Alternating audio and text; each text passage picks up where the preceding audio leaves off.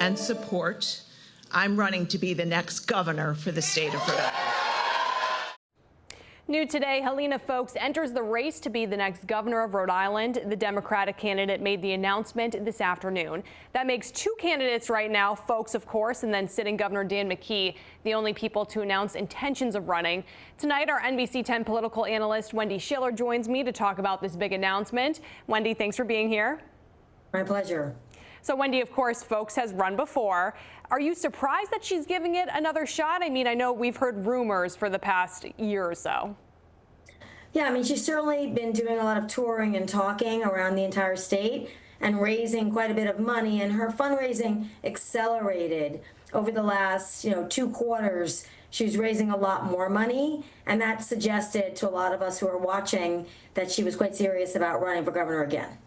Yeah, there's definitely that indication. Now, Foulkes, of course, lost to McKee in the last primary, although she did do a pretty good job, especially being a newcomer.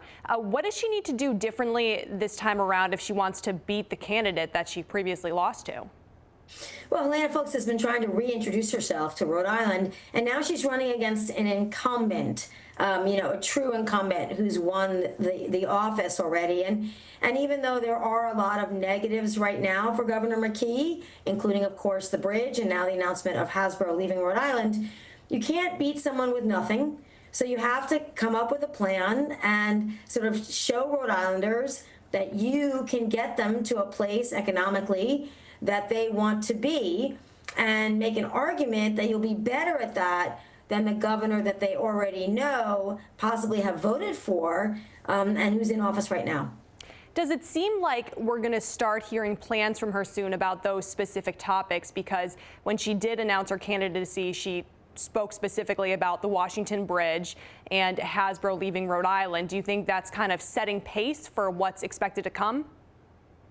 Well, it's a tricky situation, because if you tell everybody what you're going to do now and the world changes, which it changes pretty rapidly now, 6 months from now, you may have to change those specifics. So what is it about her experience that allows Rhode Islanders to be confident in her capacity to lead the economy for the state? So I expect her to be fairly general about relating her experience to what she might do economically that she's arguing McKee can't, and get more specific, I think, 6 months from now, 8 months from now, as we get much closer to the actual primary date.